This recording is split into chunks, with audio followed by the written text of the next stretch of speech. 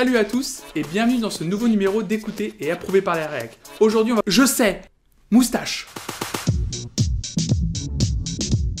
On va donc parler de l'événement de la semaine dernière, c'est-à-dire la sortie du nouveau single de Christine and the Queens, ou devrais-je dire Chris. En effet, c'est sous les traits d'un alter ego masculin que la chanteuse nantaise a décidé de revenir avec un titre chanté dans 2 langues. On a d'abord une version française, celle qu'on va écouter, qui s'appelle Dame dis-moi, et une version anglaise qui s'appelle Girlfriend. Quoi qu'il en soit, le titre est produit par l'immense producteur américain de modern funk, Dam Funk. Je suis personnellement fan du monsieur, un peu moins de Christine and the Queens, je suis donc hyper impatient d'écouter ce que ça donne. Chris.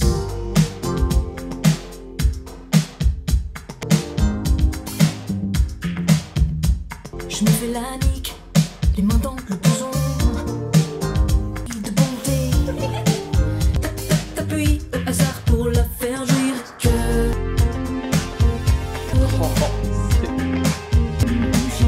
Ça me dit quelque chose. Je suis allée. T'es qui pour me traiter toi? Je perds. Dis-moi comment mieux. J'essaie de faire sonner les mots français. Toucher la chatte à la voisina. La prod elle est mortelle par contre. Il existe une version instrumentale ou pas? Alors. Un morceau forcément sur lequel je suis hyper partagé. La production moderne funk de Dam Funk marche hyper bien comme d'habitude, mais le contraste avec le phrasé et le flow de Christine and the Queens, en toute sincérité, quand j'ai vu qu'elle travaillait avec lui, je trouvais ça intéressant. D'un côté, ceux qui connaissent pas Dam Funk vont écouter le morceau et se dire « Ah c'est cool, ça change un peu », et d'autres comme moi qui connaissent le producteur vont se dire « C'est cool, elle prend un parti artistique hyper intéressant ». Mais malheureusement, je trouve que c'est moyen. Je trouve forcément beaucoup plus pertinent quand Dam Funk travaille avec un mec comme Snoop Dogg sur le projet 7 Days of Funk.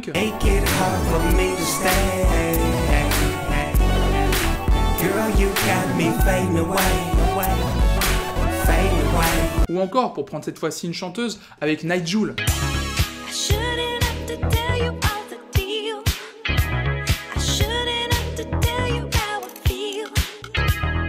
D'ailleurs c'est dingue, mais ce morceau-là, Dame dis-moi, me fait penser au morceau Too Good To Be True de Nigel qui est sorti l'année dernière.